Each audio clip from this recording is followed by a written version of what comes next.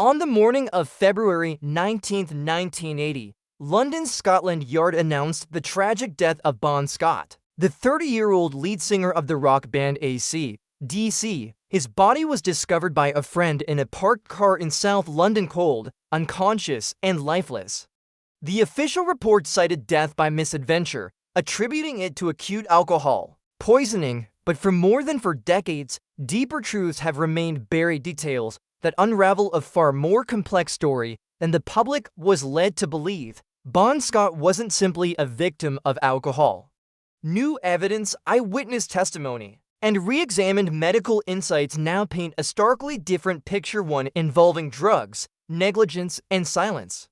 On his final night, Scott left his flat in Victoria, London, and headed to Camden's Music Machine nightclub, a hotspot in the UK rock scene. He was accompanied by Alistair Kinnear, a relatively obscure figure in the music world, but one who would become central to the events of that night. After a night of partying, Kinnear claimed to have driven Scott back to his flat in East Dulwich, but rather than bringing him inside, he left Bon in the front seat of his Renault 5, covered him with a blanket, and left a note.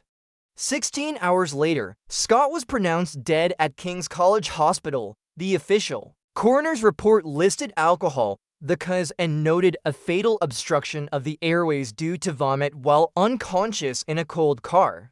However, the medical report did not test for opioids or heroin, and no toxicology screening was conducted for substances beyond ethanol. Witness testimonies conflict with the narrative that Scott was too drunk to function. Colin Burgess, former AC/DC drummer, claims Scott seemed coherent earlier that night. Pete Way of the band UFO reported Scott was alert and talking when he visited their flat. Paul Chapman also confirmed Scott had been drinking, but not beyond control. More importantly, Zena Coyle, the wife of musician Peter Purrett, later confirmed that both Kinnear and another individual named Silver had used heroin that night, though she didn't witness Scott take any himself. According to modern forensic experts, even a small amount of heroin, when combined with high levels of alcohol, can cause respiratory paralysis or cardiac arrest. Musicologist Jesse Fink, author of Bon, The Last Highway, argues Scott likely died much earlier than officially recorded. His unconscious state and the failure to seek medical help for nearly 16 hours significantly contributed to his death. Kinnear did not call emergency services until it was far too late, a fact that continues to raise suspicion. Following Scott's death, the events moved swiftly and discreetly. The press was kept at a distance. His body was flown to Australia and buried in Fremantle, with only a handful of close friends attending the funeral. No official investigations were launched, and the music industry moved quickly to close the chapter. Just 3 weeks later, AC/DC began auditioning for a new singer. Brian Johnson, the former frontman of Geordie and someone Scott had once admired, was chosen without public comment from Scott's family. What's more, Scott's lyrical contributions were minimized in the band's future material. Back in Black, released later that year, became one of the best-selling albums in music history, with over 50 million copies sold, but it contained no tribute to the late singer. His lyrics, his creative input, and his legacy were largely omitted from the official narrative. The album was a massive commercial success, but to those who knew Scott personally, it felt like his role had been deliberately erased. Behind the stage persona, Bon Scott lived a dual life, one of creative energy and onstage charisma, and another marked by substance abuse, mental health struggles, and emotional instability. Born Ronald Belford Scott in Forfar, Scotland, in 1946, he emigrated to Australia as a child. Growing up in Fremantle, he began his music career as a drummer and backup singer before stepping into the spotlight with the pop-rock band The Valentines in the late 1960s. After their breakup, he joined Fraternity, an experimental rock band that toured the UK. By the time Scott joined AC/DC in 1974, he had developed a reputation as a hard-living, hard-rocking musician. His powerful lyrics and stage presence transformed AC DC's identity from glam rock to hard-hitting, blues-infused rock. Albums like TNT, Let There Be Rock, and Powerage all bore his creative fingerprints.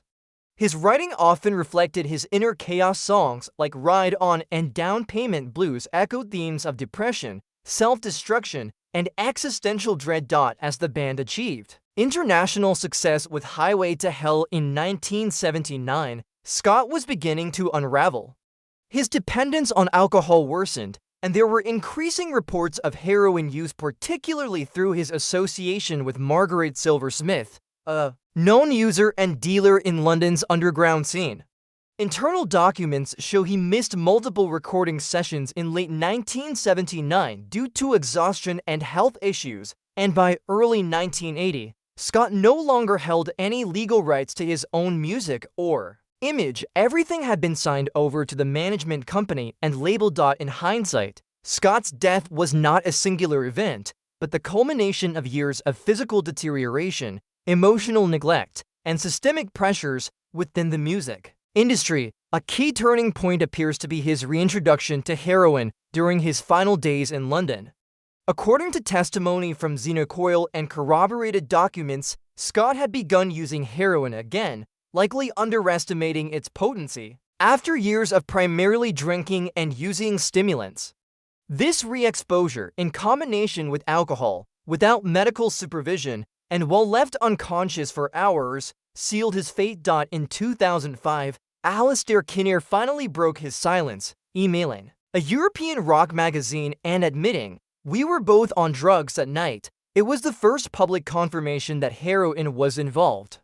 Independent investigations from 2017 to 2025 now conclude that Scott's death was likely caused by a lethal interaction of alcohol and opioids. Yet the official record remains unchanged. The autopsy never tested for heroin, the media never questioned it, and the music industry chose silence. Since his passing, Bon Scott's estate has remained tightly controlled. His early recordings, especially unreleased demos from Back in Black, were withheld for decades. Only in recent years has there been a push to preserve his legacy, with a dedicated Bon Scott website launched in 2023. Still, the events of 1980 are barely referenced. His name is celebrated, but his struggles, real, raw, and deeply human, are buried beneath the myth. Scott was a man of contradiction, gifted yet volatile, magnetic yet fragile. He walked a fine line between artistic brilliance and self-destruction. His death, while preventable, became an inflection point not only for AC/DC but for rock history. The image of Bon Scott that persists today, a wild-eyed performer frozen in time, is only part of the story. The other part is harder to hear, a story of neglect, hidden truths, and a silence maintained for decades in the name of business. But now, over 40 years later, the truth has a voice. Bon Scott was not just a rock god, he was a man who needed help, a man who wrote honestly about his struggles, and a man whose death deserves to be understood, not mythologized. If you believe this story matters, don't let it fade. Share it. Remember him as he was brilliant, broken, and ultimately human.